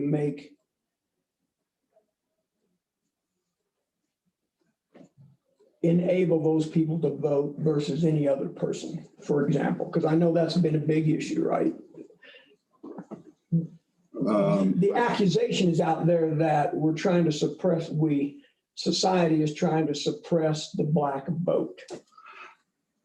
From a philosophical standpoint, if one establishes polling places of an insufficient number to meet the needs of the population of the area served by moving them in a racially prejudiced manner, then you are not serving the ability to vote. You're taking it away by, for instance, in Harris County in Texas, they want to eliminated, but they want to eliminate even more polling places. And many of them are going to be in the predominantly white areas. Well, that's an abject way of interfering with the ability for a certain demographic to vote. I'm not saying you need to go out and make more. Well, you actually do if the population is higher. You should have the exact same number of polling places per person In the square per mile area or whatever. There should be no basis of differential. And there should be as many as possible. And thankfully, there wasn't language in your resolution about dealing with the whole illegal aliens' right to vote in our country. The illegal aliens aren't citizens, so they don't have the right to vote. I'm commending that wasn't woven into the fabric here somewhere. It seems to be those are some of the hot topics that I gleaned from the minutia or the overabundance of stuff that we see and read at the national level. Well, I mean, the issue for for immigrants becomes how easy, difficult, what's the process to be to allow them to become citizens so that they can vote. Right. I mean, that's a whole different issue. That's a whole different issue. Whole different set of They have to have an value ID. They statements. gotta have be a citizen. They gotta prove that. And that's where I see the fight going on right now because I don't know why. Well, I have a philosophical question for you then. Why is it harder? Why would we make it harder to prove you're eligible to vote than we would to prove that you can buy a gun? The problem is, Jim, There are states I are asked you a issuing- question. No, Why? I'm answering it this way. We're allowing a driver's license to suffice for an ID to get registered in some states. Driver's licenses here had to have birth certificate when I first got my driver's license. You're not answering my question. No, and so it's not harder. It's. Yes, it is. Why? If you make an ID requirement to vote, you have now made it harder to get a gun. I would take exception to Yeah, I that would because you have to go through an What about the ID background background check. You don't have And to go through a everything else to background buy a check weapon. in every case. You can go to a gun show and buy a gun. No, not without a background check. In Colorado, if you go to I'm a gun talking show, nationally. and I'm talking Colorado right now, that's the one I know. Look, let's just keep it narrow here. We're dealing with the right to vote, and it I know. requires you to be a citizen. And in order to prove you're a citizen, you have a birth certificate. You were born in Florida in some city or whatever it is.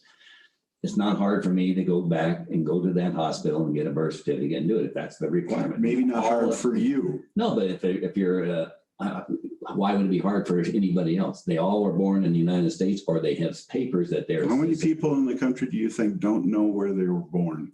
I don't know. That's their problem, is the burden's on them. You just made that statement to be able to vote. No, I said the right to vote. Right. The right to vote. The right to use it. Right. Is on them. The ability to use it is on us. Right. So we can't make it impossible for somebody to vote because they can't find their birth certificate. How do you know they're a citizen? If you said the right to vote requires you to be a citizen. If you're not going to have them prove it, see? Yeah, I wonder about your statement there, James. I'm just trying to have a conversation. I'm not wanting to be argumentative about society's responsibility to allow people the use or the access to vote. Is that our responsibility? What if, I keep trying to come back down a little bit to us. What if all the residents in the southeastern part of our county said, we can't get the town to vote, so you need to put up a ballot box out in Centennial Ranch? This language would say we probably have to do that. But we would take it as a project and say, well, they've got a good point. We can't get there because they don't have sufficient access, or whether that's the whole point of asking Joe, my next door neighbor, when they go into town to take my ballot with them. A lot of states are saying you can't do that. Is it legal in Colorado? It is. It is up to 10. Because it's in a sealed envelope and it's got a. Well, it is everywhere else too. But I mean, it's that kind of stuff. We shouldn't a priori say no, just because you asked for it. We should look into it and say, yes, because you need it, or no, you're lazy or whatever. But the citizenship issue is, I'm trying to think of a good example.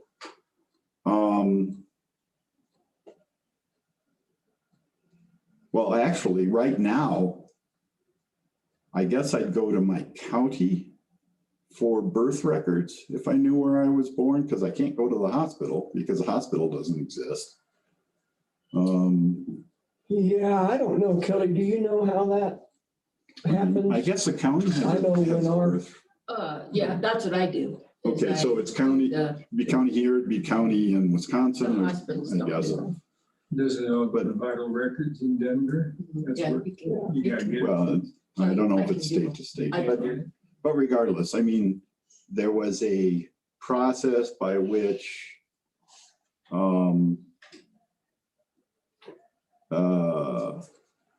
the Constitution determined how you were a citizen, and how you prove that you're a citizen is nowhere in that document, as far as I know.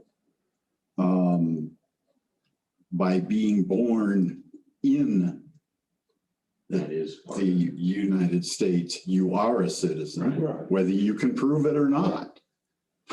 Which, that's part of the problem with federal bureaucracy. Yeah. Well, and you have to prove it because I've worked with some Amish families that their kids do not have birth certificates and they're 10 years old. And there's a whole bunch of paperwork that we have to go through and they have to have a lot of proof of that they were Stayed in born the here country and and that were they, born before they can get a birth certificate. And there's a lot of older people that do not have a birth certificate because they didn't get one back. Yeah, that's getting a birth certificate. What is the proof that they're citizens?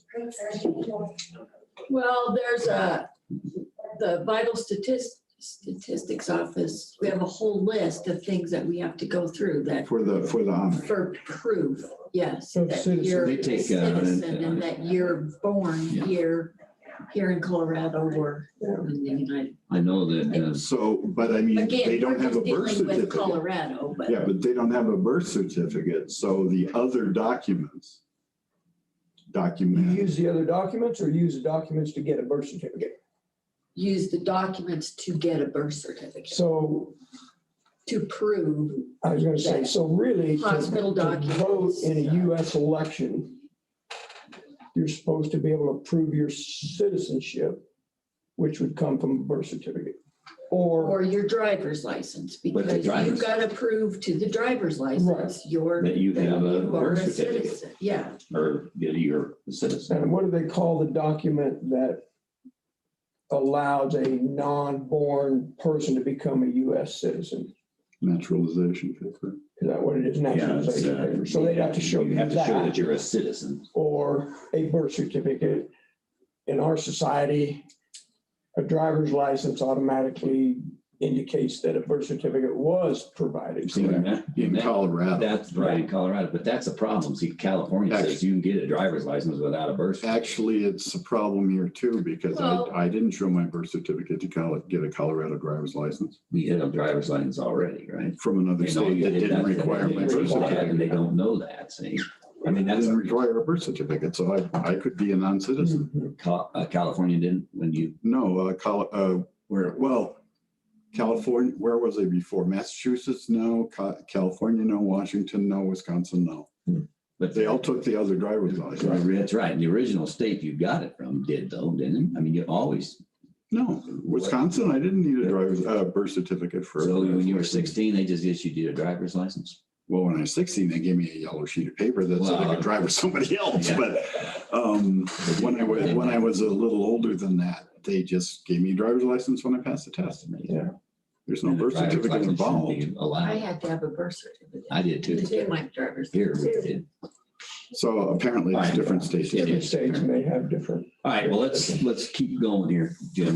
I would be Let's- willing to consider it again if you tweak some of this. I Okay. think you understand where I we're coming will, from. yeah, I can send it back to Kelly or directly to the three of you, whichever. Send you it to prefer. Kelly. Okay. She'll take care Yeah, of it. then I can get it to them. And you're aware, we do not have a mid-month meeting in June. We canceled that meeting. You have one tomorrow, We have one tomorrow. so I'll tweak it tonight. We don't You'll have be- time. But it's, I'm kidding, I'm kidding.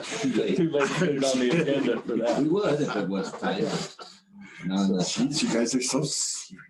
Well, We are. you get chomped on as hard as we've been chomped on, it'll make you serious, that's for sure. But yeah, you bring a valid point. Other people have brought resolutions in here really directed towards federal and state State. stuff, not Mostly the particularly state. our county. Well, So I that's- appreciate that's- that. I was I wasn't thinking that it was necessarily a thing to do until the issue of constitutional preservation came up. And this, to me, is an extreme example of where things are going Right. wrong. And that's what Bryson was all fired up about. See, Yeah, same so- basic. But I'm Right, more different fired up. directions. We initially started doing that because the state was tending to want to go do other things, like the electoral college issue, going with the other states and taking our votes that we had that were supposed to be state votes and making it a bigger picture. So that's, Oh, you mean national, yeah, national popular vote? whatever that is. It doesn't matter that. So when they came in with the First and Second Amendments, that's the same issue with me. I'm worried about what this state will do. It's not the federal government's another issue that we can fight as well, but that's a separate thing. Yeah, and the federal government is the one that is specifically And really, precluded by the federal constitution right. from doing that kind of stuff. All right, sir, thank you. thanks a lot, Jim. Okay, next one should take less time, like this one did. Go back to the agenda. Let's consider the Public Health Agency's EPR contract. That was sent to us the same way the nurse's contract was. Kevin, you want to talk about this, or did we had it put on here because of the process is all that was in the past? The director of the agency had been signing these. Yes, and we've gotten one signed, and this is a separate contract, which is Similar, but it's a different grant. the same yet different, yes. I'm trying to pull it up because that wasn't in this one. So keep me on. Is this amendment 5? Or is this amendment 3?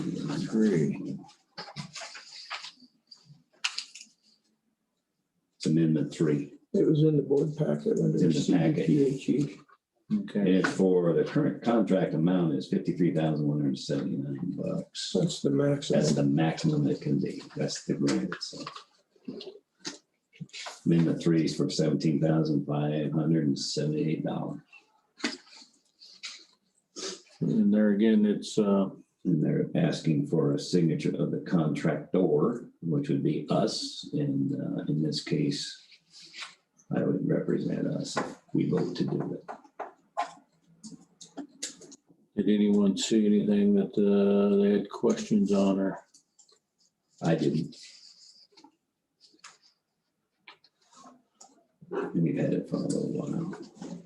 Well, I see I mean, Cliff has included grant for the facilities over there to come out of a fourth of it to come out of EPR. mhm. Yeah, that's his budget.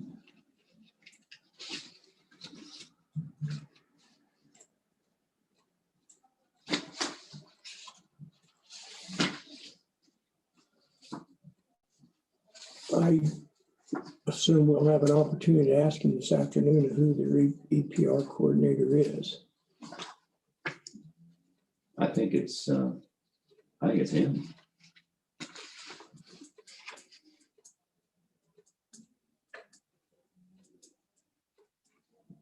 I know Rhonda helped him.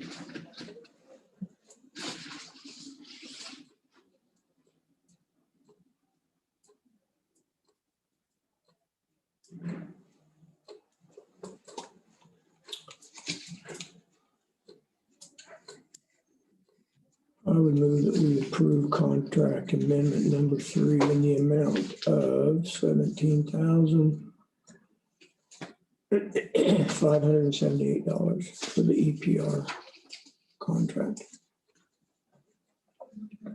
Second. Okay, it's been moved and seconded to accept the EPR Amendment 3 contract, Amendment 3 EPR amount of $17,578. Any other discussion? I don't have a problem. I think it's fine.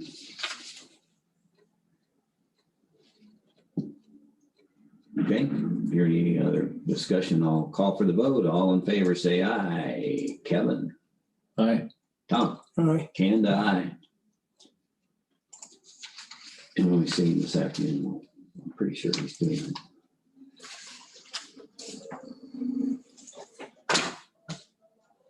Anybody online? Just internal. Okay, any other additional business items? I have none. Ken? None here. I don't have any either. Does our attorney have any issues? I had some with the last discussion, but nobody asked my opinion, and so I But didn't. that's why we're waiting for the 5 week, not gonna discuss something that we're not gonna sign up to, so let's see what he comes back with. Okay, that's fine. But you can always vote, you can always chime in. Yeah, I was thinking about it, but we'll wait and see where Okay, we're let's see at. what he has really. Okay, anything else? Okay, therefore, I get to adjourn the meeting today all by myself. Adjourn at 11 o'clock, 2-hour meeting. Not bad. Thanks, everybody. Now I request a break. Oh, go ahead. I'm just gonna ask, he'll have to ask to have it back on the agenda. Yeah, he will. It's not automatic, okay. Gonna send it into Kelly.